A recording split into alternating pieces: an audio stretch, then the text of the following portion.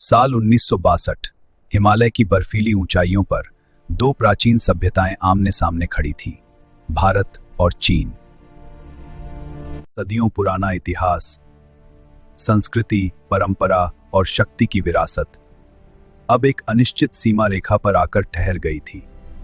तो शुरुआत एक सीमा विवाद के रूप में हुई, वह जल्द ही बदल गई एक छोटे लेकिन विनाशकारी युद्ध में।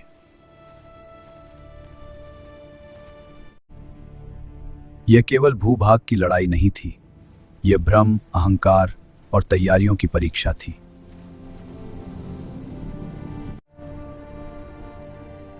यह कहानी है साहस की, त्याग की और उस संघर्ष की जिसने एशिया के इतिहास को हमेशा के लिए बदल दिया।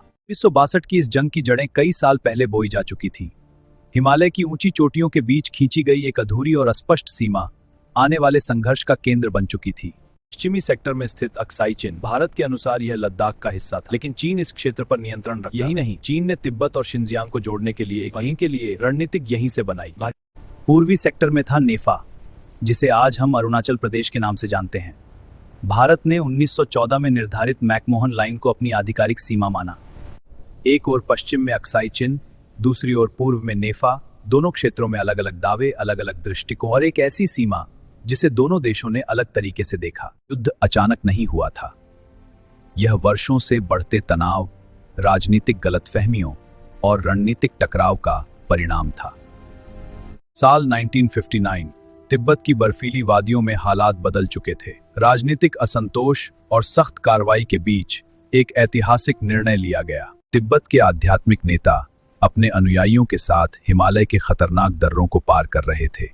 चारों ओर बर्फ, तेज हवाएं और अनिश्चित भविष्य। हजारों तिब्बती नागरिक भी अपने घर बार छोड़कर निकल पड़े। परिवार, बच्चे, बुजुर्ग सिर्फ एक उम्मीद के सहारे, सुरक्षित आश्रय की तलाश। दूर पहाड़ियों पर सशस्त्र सैनिकों की परछाइयां दिखाई देती थीं। सीधा टकराव नहीं, लेकिन तनाव साफ महसूस किया जा सकता था। भारत ने मानवीय आधार पर शरण देने का निर्णय लिया। यह कदम मानवता की दृष्टि से महत्वपूर्ण था, लेकिन चीन ने इसे अलग नजरिए से देखा। चीन को यह फैसला हस्तक्षेप जैसा लगा। दोनों पड़ोसी देशों की विश्वास गहराता गया और आने वाले संघर्ष की आहट साफ सुनाई देने लगी।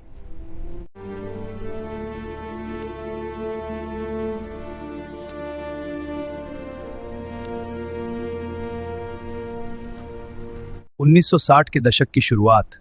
हिमालय की ऊंची, बर्फ से ढकी चोटियों पर माहौल शांत दिखाई देता था, लेकिन इस शांति के पीछे तनाव तेजी से बढ़ रहा था। भारत ने विवादित क्षेत्रों में छोटी छोटी सैन्य चौकियां स्थापित करनी शुरू की। इस नीति को कहा गया उद्देश्य अपनी सीमा पर उपस्थिति दर्ज कराना और यह दिखाना कि यह क्षेत्र भारत का है। बर्फीली हवाओं के बीच सीमित संसाधनों के साथ भारतीय सैनिक इन ऊंचाइयों पर तैनात रहे। वे अपनी जिम्मेदारी निभा रहे थे, अपने देश की सीमा की रक्षा। लेकिन दूसरी ओर चीन ने इसे एक अलग नजरिए से देखा। उसे लगा कि भारत उसकी स्थिति को चुनौती दे रहा है। सीमा पर बढ़ती इन चौकियों को चीन ने उकसावे की कार्रवाई माना। दोनों देशों के बीच संवाद कम होता गया और अविश्वास बढ़ता गया। वे आने वाले टकराव की प्रस्तावना बन चुकी थी। मंच तैयार हो चुका था। आगे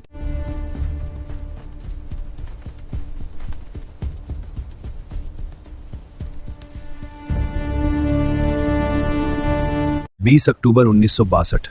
सुबह की खामोशी अचानक गोलियों की गड़गड़ाहट से टूट गई। चीन ने समन्वित और अचानक हमला शुरू कर दिया था।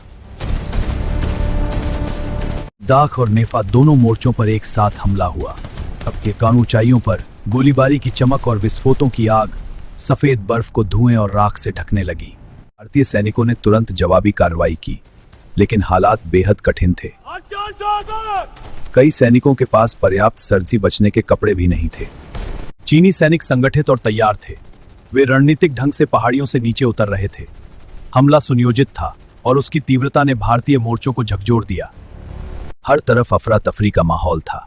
धुआं, बर्फ, गोलियों की आवाज और जीवन मृत्यु के बीच जूझते जवान। यह सिर्फ एक लड़ाई नहीं थी, यह अस्तित्व की लड़ाई थी। इन ऊंचाइयों पर ऑक्सीजन कम थी, संसाधन सीमित थे, लेकिन हौसला बुलंद था। भारतीय लोग जानते थे कि वे कठिन परिस्थिति में हैं। हमला अचानक और जबरदस्त था, लेकिन इन बर्फीले पहाड़ों में हर कदम पर साहस की कहानी लिखा। यह युद्ध केवल गोलियों से नहीं लड़ा जा रहा था, जल्दी करो।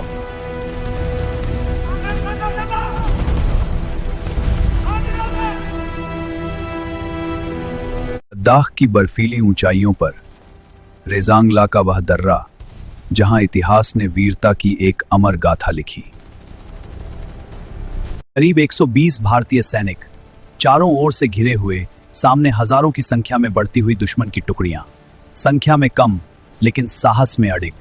कड़ाके की ठबार, फिर भी उन्होंने अपने मोर्चे नहीं छोड़े। हर गोली के साथ, हर कदम के साथ वे अपने कर्तव्य को निभाते रहे। कई सैनिक घायल हुए लेकिन कोई पीछे नहीं हटा। रेजांगला की उस बर्फ पर उन्होंने आखिरी सांस तक लड़ने का निर्णय लिया। 114 वीर सैनिक देश की रक्षा करते हुए वहीं वीर गति को प्राप्त हुए, लेकिन उनका बलिदान व्यर्थ नहीं गया। रेजांगला सिर्फ एक दुकानदार से गेंदा कामने में असीम। उन्होंने दुनिया को दिखा दिया कि सच्चा सैनिक आखिरी सांस तक अपने देश के लिए खड़ा रहता है।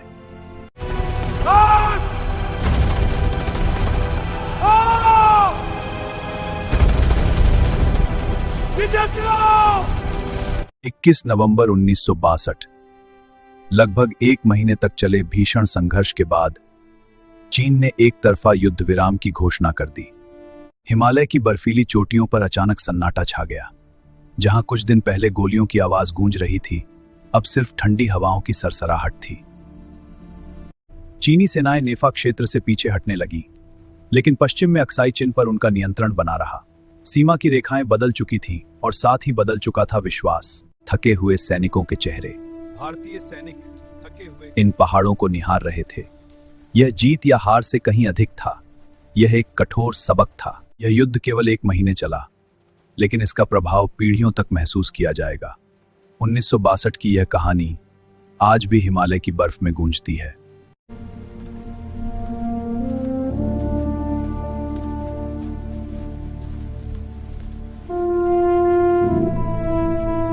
युद्ध केवल सीमाओं पर नहीं लड़ा जाता, उसकी गूंज घरों तक पहुंचती है।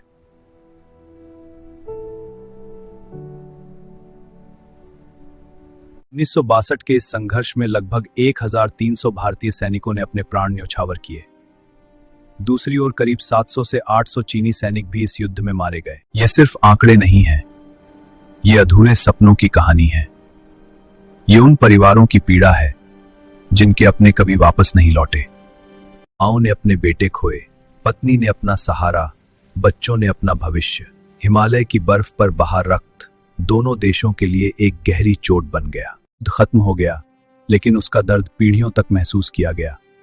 1962 हमें याद दिलाता है कि हर युद्ध की सबसे बड़ी कीमत इंसानियत चुकाती है।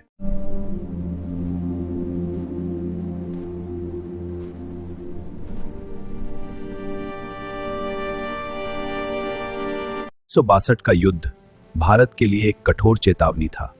इसने हमारी कमजोरियों को उजागर किया, लेकिन साथ ही एक नए संकल्प को जन्म दिया।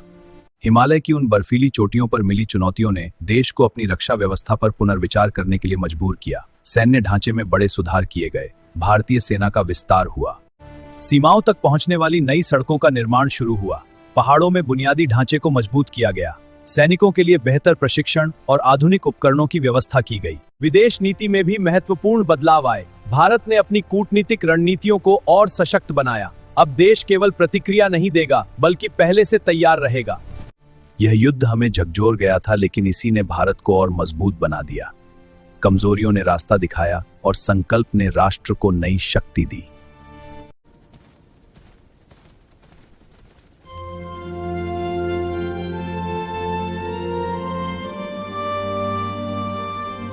हिमालय की ये चोटियां आज भी 1962 की गूंज को अपने भीतर संजोए हुए हैं। ये पर्वत इतिहास के मौन साक्षी हैं।